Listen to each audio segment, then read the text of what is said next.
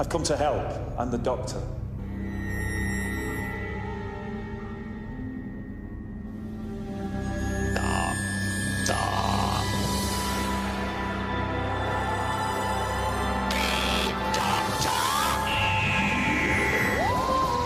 Doctor Who, after Strictly Dance Fever on BBC One.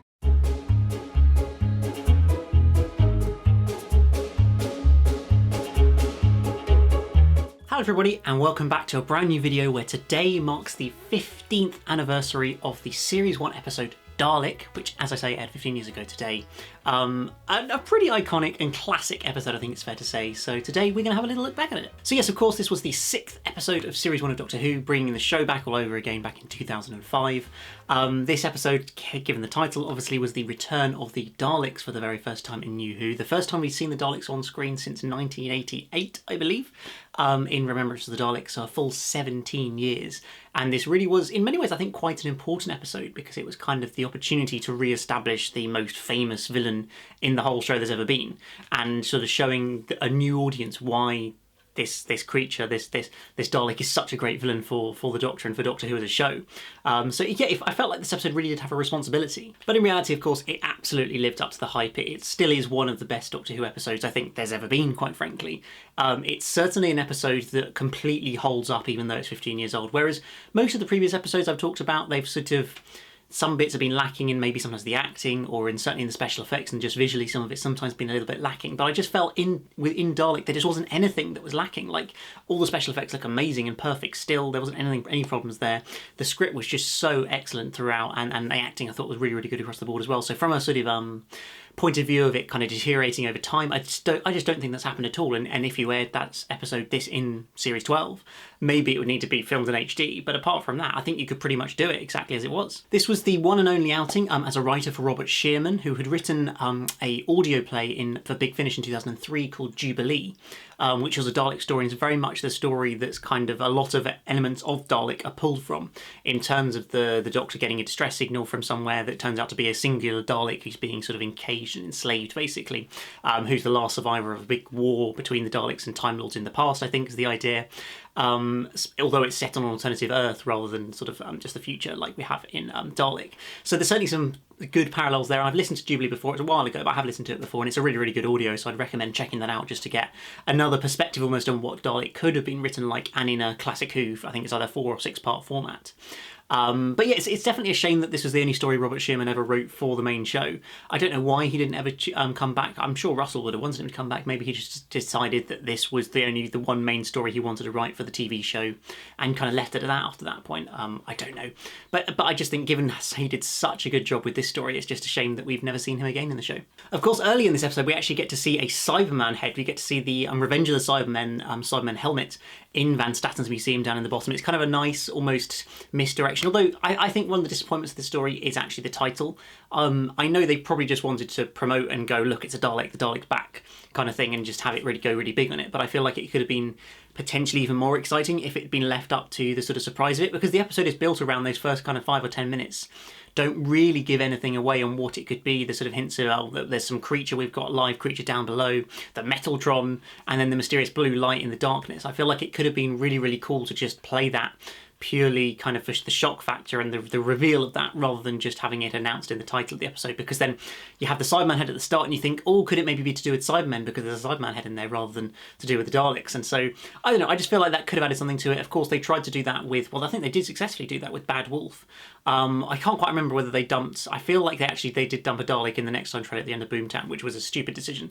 I'm sure we'll get to that when we get around to the episode, and I'll look into that a little bit more. But yeah, I just feel like that's the one kind of letdown of the story, is it was such a good opportunity to have a shock reveal of a Dalek, but they decided against it. And I can understand why, because you want the PR and the promotion, given it's the most famous villain in the show's history coming back after over 15 years. It makes sense. I think the way of introducing the Daleks game with just a single one in this episode is actually a really, really clever idea. As much as you kind of, part of you wants to see a big Dalek army all over again trying to conquer the universe or the Earth or the world or whatever, we get that in the end of the series finale anyway, but I felt like to start off with just a singular Dalek who we can really kind of learn and understand a bit. This kind of what becomes quite a broken Dalek, really, who's the last one of the Time War, but then being affected by Rose's DNA and is kind of mutating into a bad thing and doesn't know their purpose anymore, and then wants to just die, basically.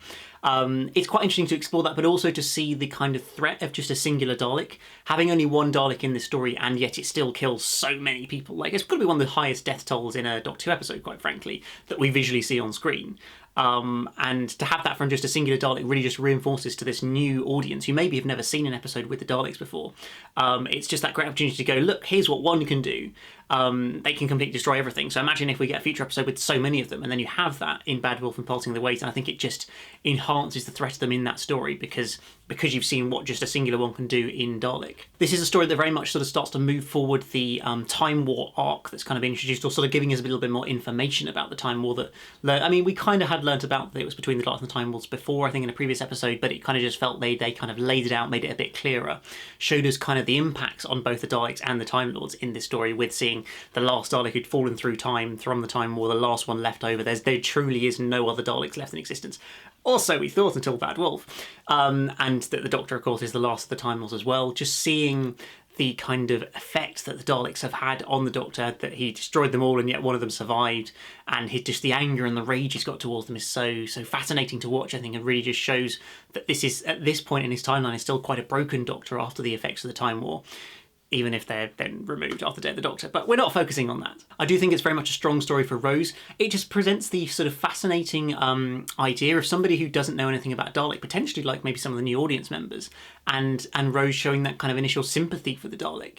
That kind of, if you'd never known anything about them, and you see this chained up screaming creature, would you really just hate them and want them to die?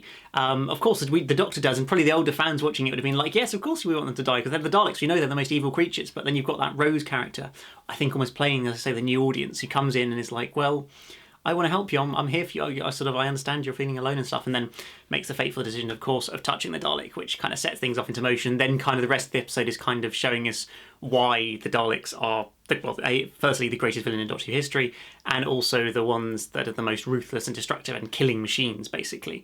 It's just really, really well, I think, explored through the massive death toll throughout this story. One of the notable things in this story is seeing a Dalek levitate or go up the stairs. It was sort of removing the classic kind of idea that the Daleks couldn't go upstairs. But I feel like it's also a bit of a misconception because, of course, as I'm sure most of you guys who are big fans of Doctor Who know, in Remembrance of the Daleks in 1988, the Dalek did go up the stairs. It did float and sort of levitate or elevate or whatever you want to call it, and was able to go up some stairs. Yes, that was the final Dalek story, and it probably was in general kind of people's opinions. It was forgotten about because it was always sort of thought the thing was that the Daleks can't go upstairs. And I think we saw that particularly in Destiny of the Daleks, for example. They couldn't go up something because they couldn't float or lift or elevate or whatever you want to call it. I don't have the right word for it, but I think it's notable that they showed on screen just to kind of confirm that again in the new series that's happened. But I think it's also just worth remembering that, of course, it did happen in Remembrance of the Daleks as well, and this wasn't the first time that we saw it, even if I think some people maybe think it is. In many ways, this story plays on one of the kind of classic plotline tropes of Doctor Who, which is the base under siege story. After the first 5 episodes have pretty much consisted of alien invasions and one end of the world storyline, in the end of the world, of course, it's nice to kind of explore another of the kind of stalwarts of Doctor Who, as it were, the classic kind of story formats that you've had in the base under siege. A trapped alien underground who then goes through killing loads and loads of people because they want to not take over the base, but they just want to kill, frankly, in Dalek. But I feel like it's just an excellently done version of that, because sometimes, base under sieges can get a bit generic and boring, and some of them are in there. Both in classic and New Who, there are just some of the less good ones. But this feels like the absolute kind of pinnacle of that format, I think, in the way it's done. I do love the idea of having this sort of underground base with all these alien artifacts and things that Henry Van Statten just wants to store there because he wants to have anything that he doesn't understand. He wants to own and hold and try and study, or just have in a frankly museum that no one's ever going to see for some crazy reason. A kind of Bill Gates parody, I think, was the idea behind it. A guy who owns the internet, which is a little bit ridiculous, but also quite funny. And the classic thing of Doctor Who episodes that were set in the future at the time, but are now set in the past. I always find quite entertaining the fact that Dalek is actually set 8 years in the past now, from our point of view, back in 2012, when that seemed ages in the future, probably when it aired in 2005. I just always find that fun and crazy to think about. Like, Any of the World is kind of the classic one of that, the story that was set 50 years after it aired, and yet we've already got past that. It's just a crazy thing. I like those little things like that. I was interested when looking into some of the kind of background of this story that actually there was a lot of problems with getting the licensing to use the Daleks. And there was a period of time where this story didn't feature anything, that didn't feature the Daleks. It featured another creature who was just sort of angry and wanted to kill everything, which apparently was eventually developed into the idea of the Toclophane that we see at the end of Series 3 of Doctor Who. I just found it quite interesting that actually, yeah, they had to try and kind of, although the initial plan was, yeah, we want to have Daleks, actually they weren't, Terry Nation Estate was like, nope, we don't want that, we don't want the BBC doing all that all over again, for a period of time until the BBC were eventually able to negotiate with them to be able to get hold of the Daleks and to use a Dalek in this episode, and that was it, straight in, Dalek in, let's call it Dalek. But then they kept the idea, as I say, that they used before that and put it back for the end of Series 3. So yes, Dalek I think is a brilliant story. It's a story that still completely holds up today. It's an excellent plot, it's an excellent sort of story to explore an idea, looking at the whole effects of the Time War for both the Dalek and the Doctor, and seeing how that's portrayed through the episode, kind of seeing the Doctor, the real rage that he's got at the Daleks that's so well explored, and realising that Rose is the one who he needs to kind of rein him in again and calm him back down and make him realise what he's doing, and the fact that he's pointing a gun at a Dalek even is and just his sort of the shock on his face when he kind of realises what he's doing almost, and the fact that why on earth is he doing this, that isn't what the Doctor does. I thought that was fascinating to see, and it's just so well explored and throughout this story. And then of course seeing the Dalek kill itself at the end because it's mutating into something that it shouldn't be, and it's got nobody else and nothing left seemingly, and so it kills itself. And it's quite a kind of dark end, I guess, in that way, that it's kind of there's encouragements of torture scenes by the Doctor earlier on when he tortures the Daleks, or the Dalek, and then the suicide scene from the Dalek at the end as well. It's quite some dark themes in this story, I think it's fair to say. But as I say, overall an excellent story that still holds up today as one of the best Doctor Who stories there's ever been, quite frankly. But guys, I'd love to hear your thoughts down in the comments below. What are your memories of Dalek as a story? Did you watch it when it first aired? What do you think of it now? Has your opinion changed? I'd love to hear what you have to say down in the comments below. But apart from that, guys, I hope you have enjoyed this video, and as always, hit that like button, that subscribe if you're new here, and I'll see you again very soon for a brand new video. Goodbye.